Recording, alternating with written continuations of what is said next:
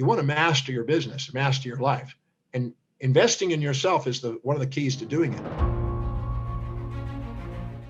In all probability, you're in a moderate to small business, could be large, but probably small business. And as an entrepreneur, most of the people that are paying attention on these videos are probably entrepreneurs. I'd like to give you some ideas that will be helpful in doing that. So if you have something to write with and something to write on, that might be your advantage, or get ready to type.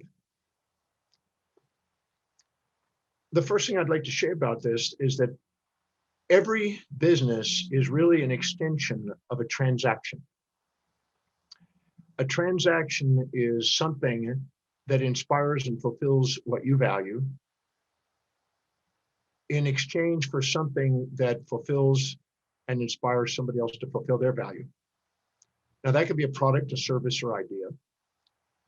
But behind the scenes, everything is value driven. Now, I rarely do a presentation without discussing values, and this is no exception. Because ultimately, if you're not doing something that is inspiring to you, that is actually deeply meaningful, something you can't wait to get up in the morning and do, you're going to not have the vitality, the enthusiasm, the inspiration, and the feedback, you might say, intensity that it's going to take to be as an entrepreneur. At the same time, if you're not filling the needs, the higher values of the individuals that you're going to be selling to, the customer, the client, the student, in my case, if I don't meet their needs and I don't fulfill their highest values, what's important to them, there's no business. And if I project my values onto them and don't meet their needs narcissistically, eventually the feedback lets you know that that's not working. And if I altruistically sacrifice my needs to try to fill them, the profit margins are down. So in order to make a fair exchange that's sustainable, you have to have equity. And if you want to go and look up equity theory, that's maybe worth reading. It talks about how that's inherent inside each of us to sustain fair exchange. And when each individual is living by their highest value and getting their highest values met, they have the most objective fair exchange, which is why it's sustainable. But as a business, the first thing to know is that everything you do, whether you're working with a customer, where you're working with an employee, or working with people at home, regardless, every transaction is striving to have fair exchange. Now, with that said, let's start from the top down in the business structure. It's very clear in businesses to know exactly what your committed service is. So if you've never really written out a mission statement, not that you have to have a mission statement, not that everybody does, but the reality is that having a clear, articulated objective that you're committed to as an individual about what you're, and clearly defining in maybe 20 words or less, what exactly are you committed to in this business? So you can be clear about what the primary objective is of this business and what the primary mission is, so you can make decisions out of it. It's hard to make decisions if you don't know where you're going, but if you know clearly what you're committed to. I'm in an educational business, in a self-mastery educational business. If you know exactly what you're committed to, it's easier to make decisions, as I said. So let's get really clear on that. So write that down. Make sure you get clear in a very short span of words exactly what it is that you're committed to. In other words, what exactly is that primary mission that you're committed to? What exactly is it? If somebody was to get you in an elevator and ask you, what do you do? What exactly is that? What are you committed to? So they would know, this is like your elevator speech or your pitch. What exactly is it that you do that people know, oh, I need that? Define that in 20 words or so. You might start off with a longer one and narrow it down and try to get it down to about 20, 25 words of what exactly you're committed to. Now, if you're not meeting people's needs and you're not actually providing something anybody wants, there's no demand. So that may be what you're inspired to do, but you have to make sure it matches something that the world is looking for. So you might want to go on and look on search engines and look at what exactly people are seeking and searching for. And by knowing what it is and knowing what you want to do and finding where they overlap, that's an important component. as a result of that, you've got a demand. If you don't have something that people are looking for, there's no demand. And if you have something that 1,000 people are providing solutions to, and you can't make a distinction between what you do and what they do, why would they come to you? They're always going to go to the lowest dollar if they can't make a distinction between what you're providing and what other people are providing. So first, define what it is you're committed to. The thing that you spontaneously do that nobody has to remind you to do, that you love doing, so you can get up and be inspired to do it. I love teaching. I can't wait to get up and teach in the mornings. So there's no doubt in my mind that I'm doing it. I got 48-year track record on it. What is it that you are spontaneously inspired and committed to do? And then what is it that there's a market for, that there's a demand for, that you find on search engines looking for it? And then what is the overlap? Find the Vesica Pisces, the overlapping circles of what people are wanting and what you're wanting, and make sure that you can actually deliver something that's unique and novel, and you can make a distinction of between what you have and what other people have. Or otherwise, everybody's going to go to the lowest dollar. Know that when you run a business, the hierarchy of your values as a leader will influence all the way down the line anybody that you ever hire. They may start a business doing a little of everything, but if you end up trying to do everything, you'll dilute yourself, burn yourself out trying to do stuff that's uninspiring to you, and lower the vitality and devalue yourself. And that's not a way to start the business. You know, the way to start the business is to make sure you make a list of every objective and every job responsibility that's going to be needed, every function that's going to be needed for that job, and look at what you're going to do and prioritize that according to what needs to be done by your specialty and what you might be able to hire somebody to do, outsource or insource. Because the second, when I first opened up my practice, I was doing a little of everything, and I had to learn through trial and error on that. I didn't have to, I chose to, obviously. And then I went and got a book in the bookstore, and I got a book called The Time Trap. And literally in 18 months, my business transformed. I learned to prioritize what I did. I made a list of everything that needs to be done, everything that I was doing.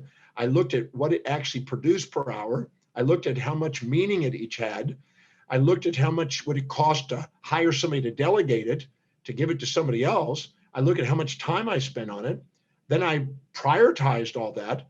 And I basically learned to delegate some things and get on to doing the absolute highest priority, most important thing that served the greatest number of people I could do, that really produced the most income, so I could get on to doing what was most important, that made me feel more self-worth, and delegate gradually, layer by layer, lower priority things, and work my way up and eventually duplicate things going up the scale until eventually I can duplicate myself.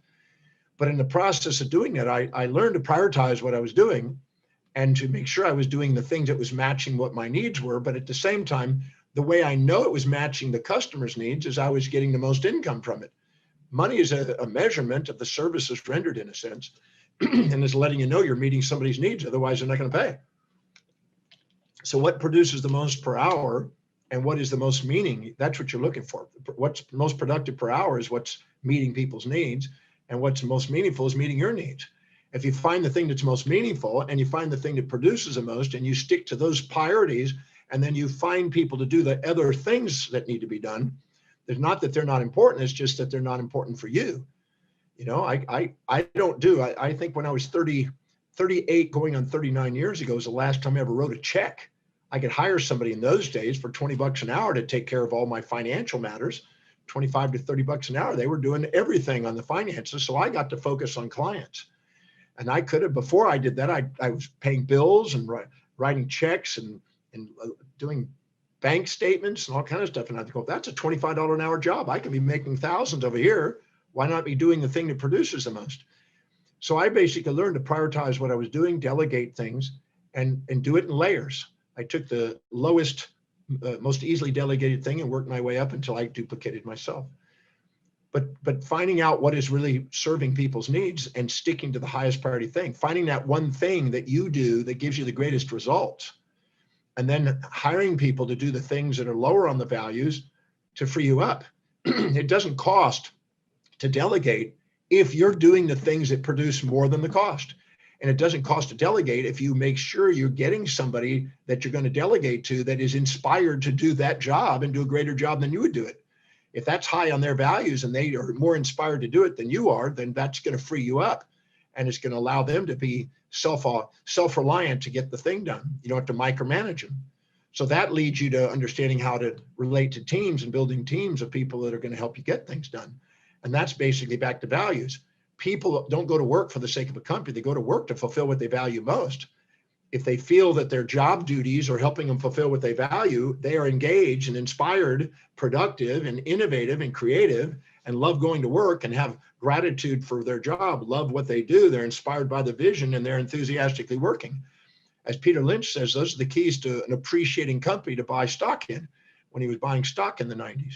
So that's the key, is making sure you surround yourself with people that really want to go and do what you want to delegate and free yourself up. It won't cost to do that, it'll pay, because they'll end up doing it. And you've got now free time to go and do the most important things that produce the most per hour. But if you're not doing that, then you're going to be trapped because you're not doing your responsibility. Your responsibility is to do the highest priority thing with your skill set and what inspires you that serves the greatest number of people you can do. In my case, it's teaching. Getting online right now and doing presentations is what I do best, and researching to try and make sure I have quality information to present. That's my role. If I do those every single day and I focus on that, the rest of it is delegated, it gets taken care of. So that frees you up and elevates and scales up your business, because you can't scale up the business unless you have an increased demand and you're doing highest priority things and you're delegating lower priority things. You know, unless you're actually getting paid to do something you really love to do, you got a break on your life. Many people have a Monday morning blue, a Wednesday hump days. Thank God it's Fridays and a week freaking end, because they're not doing something that's deeply meaningful. It may make good money and they may have security, but it's not going to be thriving because it's not inspiring to them. And if it is inspiring to them and they have enthusiasm for it, they're on fire and people come around to watch them burn, as they say. And if they can delegate, you free up the energy. Anytime you're doing high priority things, your energy goes up and your self-worth goes up, and so does your net worth go up. And anytime you're doing something that's low in your values, the opposite occurs. You're going down, you're draining yourself. We've all been in a day where we kept to high priorities and really felt inspired by it. At the end of the day, we're more resilient and adaptable and we can handle anything.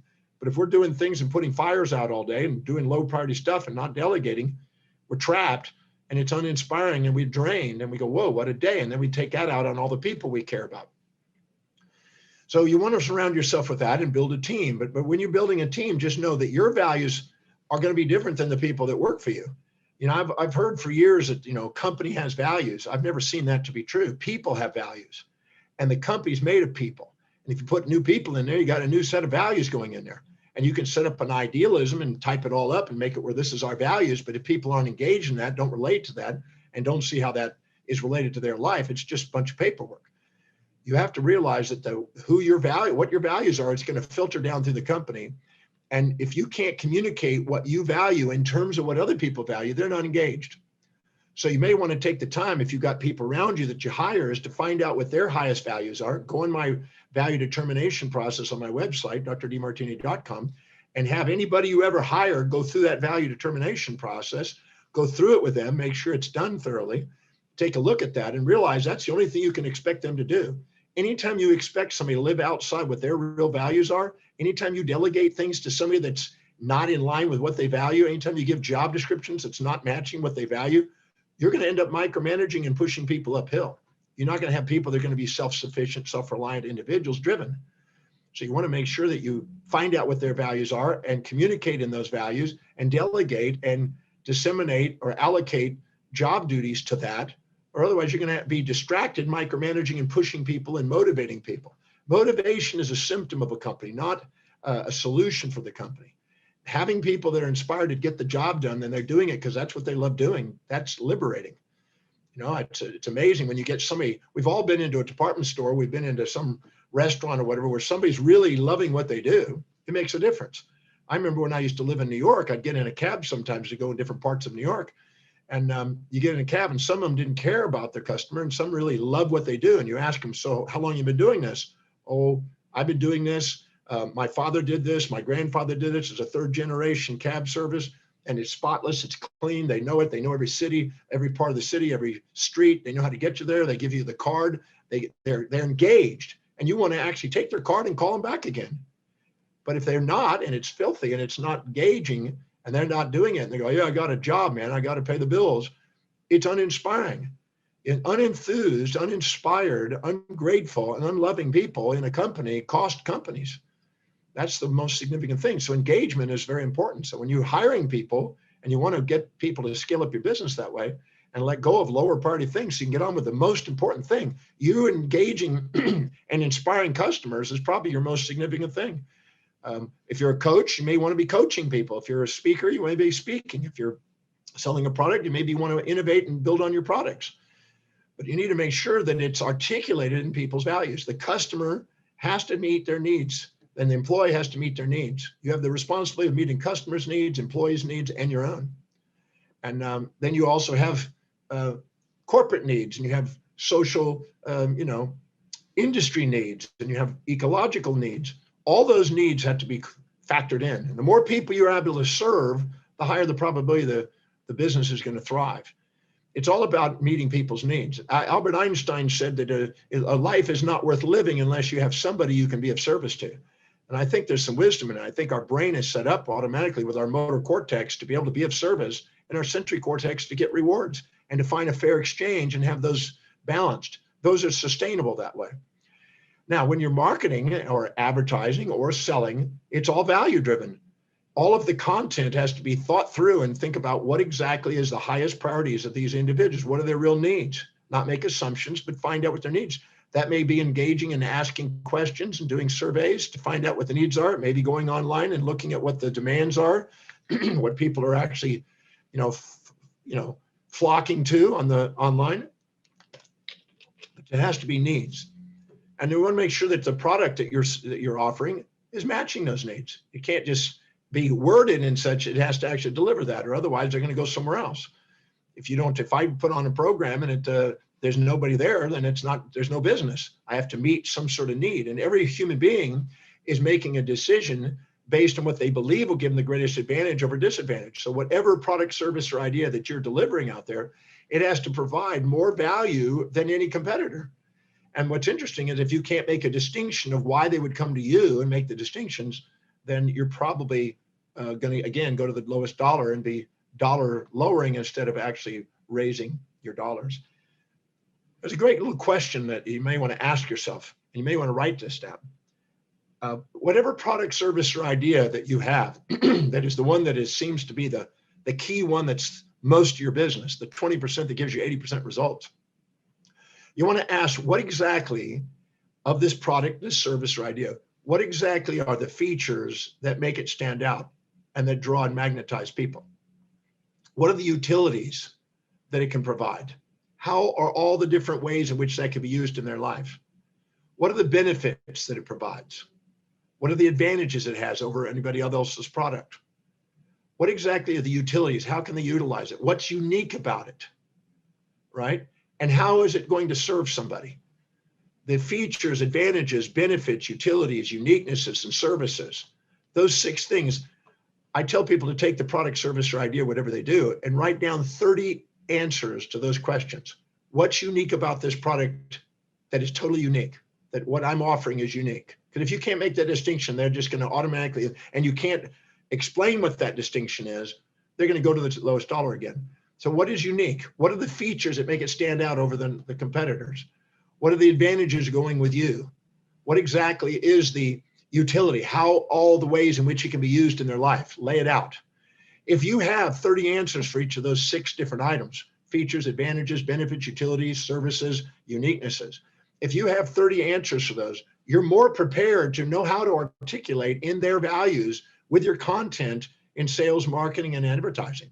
So taking the time to do that, and then listen carefully to what the patients' and clients' needs are, because whenever you get testimonials and get feedback from them, that gives you insight. I used to get testimonials constantly from speaking engagements, and I noticed there were certain words that showed up most. I literally wrote out every word that I got in a thank you letter or a testimonial or some sort of comment back, and a little testimonial. And I wrote every word that was in there, and I just kept records of every word to find out what was the most common words that people were actually saying about my service. And then I would use those words in my communication, because obviously that's the one that they feel that they're getting out of it. So I realized that inspiring was one of them. And I feel like that depth of information was one of them. So I took the things that most commonly came back at me and I put it back out, and that helped escalate the growth of the business because now I'm marketing and meeting their needs. I'm looking at what I'm actually doing, not what I think I'm doing, but what I'm actually getting across and what people are actually getting out of the product, service, or idea. But going through there and figuring that out and distilling that down is crucial. And also because it's a moving market, the market's constantly changing. We're constantly evolving, and people's values are changing as they're maturing. You may have a client that in their 30s and then later. I have some of my students, the longest student I have is 48 years since I was 18. One of the earliest students I have still periodically comes to programs. And I have a lot of them, they're in their 30s and 35 years and 30 years. And their values then and where they are today is changing. So they have to constantly keep current with what those values are and look at what they're searching for and asking questions and finding out what their needs are and getting feedback from them to let you know if they're meeting the market's need. If not, we're not meeting the market need, we're out of business. And that's an ongoing game. Then there's something that Walter Haley taught me many years ago in the sales process. He said, start with naturally existing economic relationships. Take the people that you've actually served, get their feedback, look at what you're doing with them, and inspire them to let people know through referral, because the greatest client is the referred client. So if you're not actually internally stimulating referrals from within your own database for what you've built already, that's where most of your effort needs to go. Going out cold calling and going out there, going into the mass market is essential, but right there and making sure you're serving the clients you actually have and getting referrals off that is still where most of the energy, in my opinion, goes. That's where you get the highest quality client. Most of my business is by referral, and most of your business will be by referral. And if you serve the client and meet those needs and care enough about the client, you'll get more referrals. And so you start from internal referrals. Start with what you know. I always say start with what you know and let what you know grow. Start with the clients that already are satisfied and let the clients refer. They're your best, marketers, if you will. A satisfied client's the best marketer. At the same time, but that today with social media, you can go out and hit the social media. That's essential to find out what the people's needs are. And you may filter through a funnel, through all the clicking down through the funnel, all the way back into the program that you're offering, or the book, or the sales, or whatever the product, service, or idea that you're offering. But the referral from the working away and from the referral out is still one of the most powerful way. It's the cleanest, least costly, highest quality client generally, because you're not having to prove anything. They already proved it. They've already got the goods. They already know it. They know what you can do. They tell people what it is, and they're sharing it. If they're not enthused and wanting to share something with somebody, somehow you may want to go back to the drawing board and look at what you're offering them and how you're communicating it, and make sure that they're enthused and measure that. Look at how many referrals. I used to have a tree of referrals in my office. It was great when I was in practice many years ago, almost 40 years ago. We used to have a thing. We call them grass people, herb people, bush people, and tree people. A grass person would come in and they would not refer anybody, just be one little sprig of grass. An herb person would refer 3 or 4 people, up to 5 people. A bush would refer up to 10 people. Anything over a 10 was called tree people.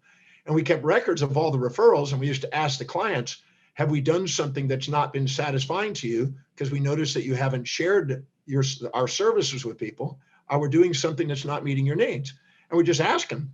And then they immediately go, oh, and I would show them I had this massive sheet on the wall of all the names of all the clients. And I was looking at who was referring and who wasn't, and who was the ones that were referring the most and who wasn't. And I was communicating and showing them that and asking them if we had done something that's made them not want to refer.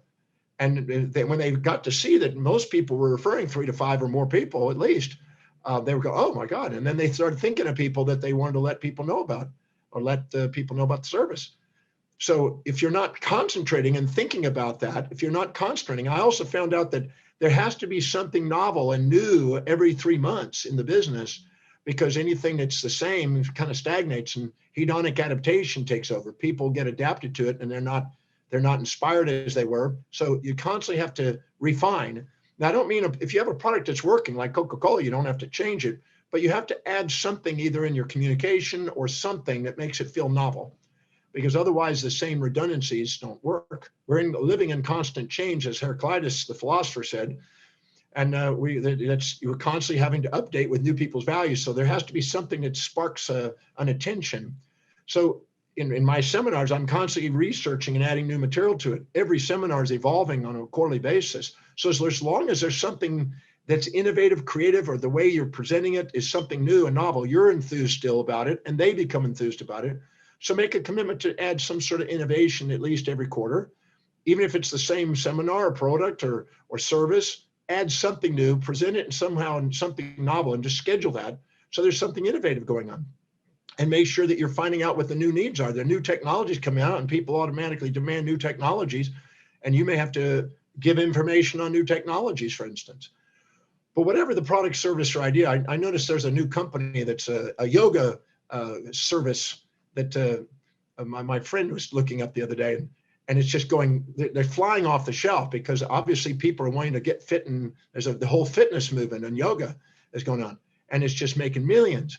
And they met a need. They had a certain type of look and a certain type of elasticity that allowed them to do yoga without pinching or without being too tight. Somebody thought through. You know, if you care about somebody, you find out what the needs are and you create something that matches those needs. And that's why those things are flying off, because there's a demand for it. And so you're constantly having to keep and get feedback to find out what the new needs are and adapt. And sometimes we're slow at adapting and we pay a price, and sometimes we're ahead of the game, and that's where foresight. In our forebrain, we have foresight. In our hindbrain, we have hindsight. And hindsight is learning through trial and error. And we usually have cataclysmic change that we have to do because we're not thinking of foresight. So you have to care about your humanity and the clients enough to think in advance of what are the changes that are occurring. And that's where innovation and research is constantly trying to add. What's the newest thing that's coming along? You know, now we've got a new thing in the last few months, Clubhouse. And now there's new speaking opportunities going on there. That wasn't there a few months back, but now it's active. And so there's new ways of going and exposing new people to new markets. So they constantly have to keep with foresight and look at what people are needing and what people are doing if you want to keep current with it.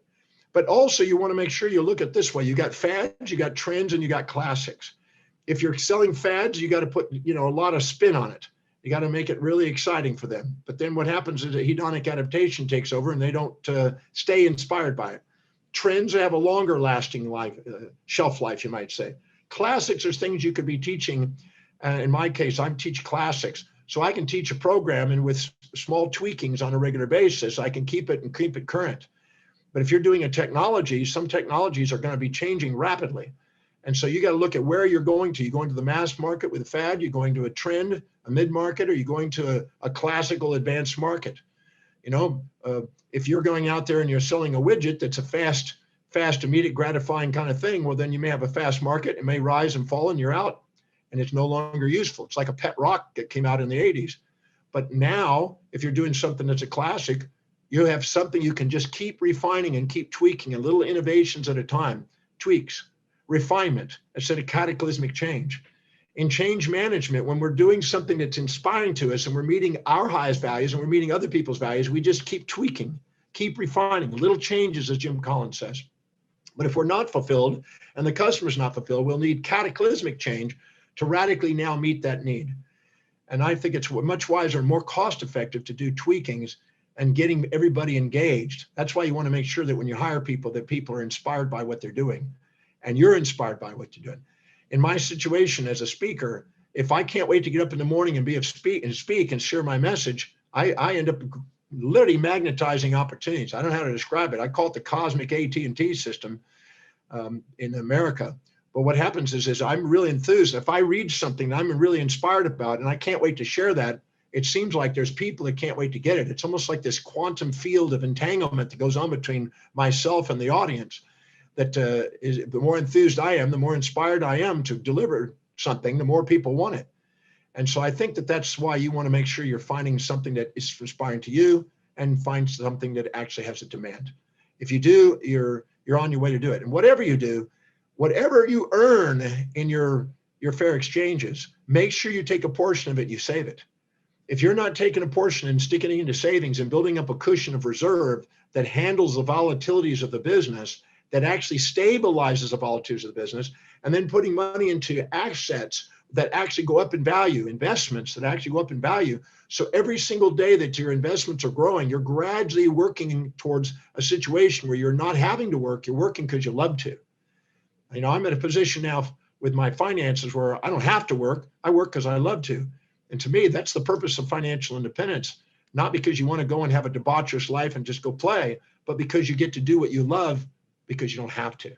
And that is huge. And people can sense the difference when you're delivering, when you're not having to do it. It's not a desperate thing, it's an inspiring thing. So you want to make sure no matter how much you earn, don't wait until you think you've got an abundance. The law of entropy automatically takes over a business and erodes profits if you don't take them off the top. I learned that 39 almost years ago. Automatically take a portion of whatever you earn and stick it into investments, savings and investments first before you do anything. And what happens, the wealthy avoid to pay themselves first, because when you do, you receive more money to manage. If you pay yourself last, you'll always have unexpected bills erode it and you never seem to get ahead, and you're working and you'll eventually burn out because you're working so hard and you're not getting anything in return for it. Make sure you take a portion of it and invest it. I started doing that, and the more I did that and the more I increased that, the more my business grew up. And that gave me a pathway to financial independence, doing what I love to do, and gave me more certainty, and I didn't have desperation. I had less volatility, and I've had steadiness for 39 years. So I'm a very firm believer that if that's a sign that you're actually valuing yourself. And until you value yourself, don't expect other people to. And when you're doing that and you're not under desperation, you're more creative because you're not putting out fires, you're creative, you're in your innovative mind. Whenever you're pursuing challenges that inspire you, you activate your innovative mind. Whenever you're doing challenge that you don't want, which is desperation, you shut down the creative mind and you're just putting out fires and you're doing redundant activities and you're looking for an escape and you want it to be easy. It's not the answer. The answer is finding something that you can't wait to get up in the morning and do, a problem that you want to solve in the world, a need out there that you love filling, that you want to get specialized knowledge on and you want to gain an expertise on and be the greatest at doing that. The one thing that you're inspired by most that meets the most needs in the niche that you're targeting. And in the process of doing that, every single day, just keep innovating and working towards that and become the greatest at what that is. You want to ask yourself, what is it I want to be the greatest at? What is the one thing that I want to stand out as? Mine's human behavior.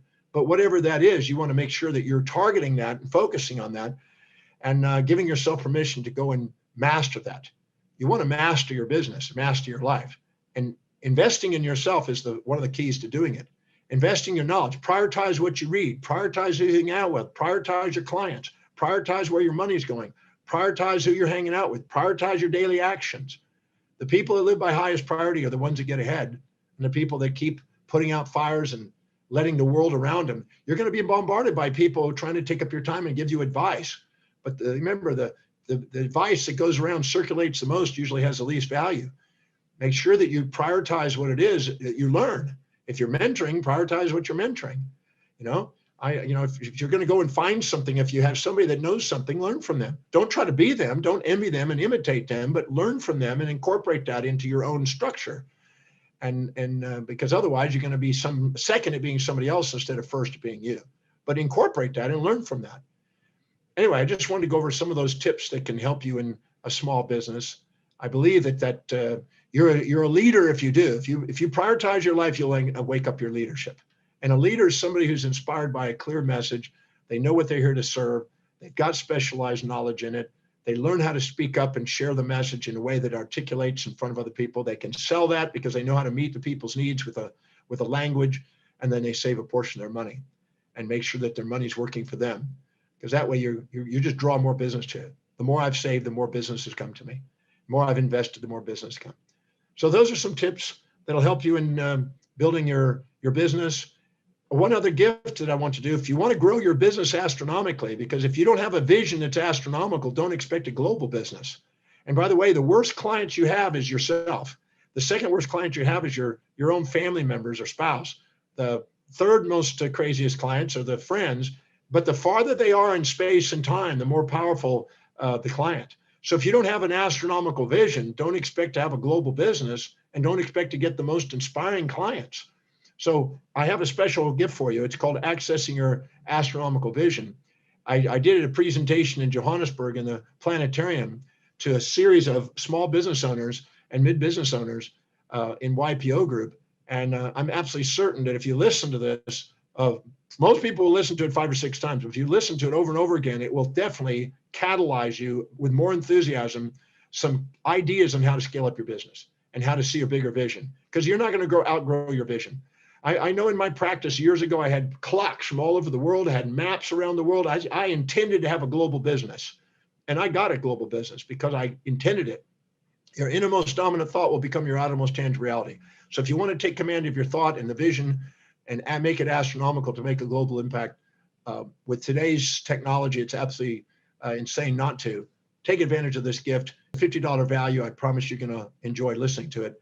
And also on our, we have a program called How to Accelerate Your Progress and Achievement. And this is a free masterclass. And this is something, if you can get onto it, grab it. I'm absolutely certain it'll be an accelerator to help you in your achievement. We'll be talking about setting fantasies versus real objectives. We'll talk about how to make sure that we actually do what we say, walk our talk, not limp our life. So this will be a powerful program starting tomorrow. If you know somebody that is in business or just in life wanting to achieve more, please pass the torch. Please take advantage of it. Please go to our podcast also and take a peek of all our podcasts and let people know about that. Just know that if you're not empowering yourself and educating yourself, any area of your life you're not empowered in, people are going to overpower you.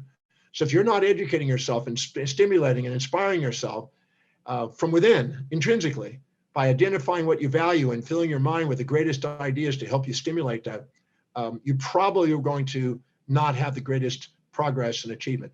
And I look forward to sharing with you something that will definitely help you accelerate it. And thank you for joining me today. Please check out our podcast. Please go online and do the value determination process.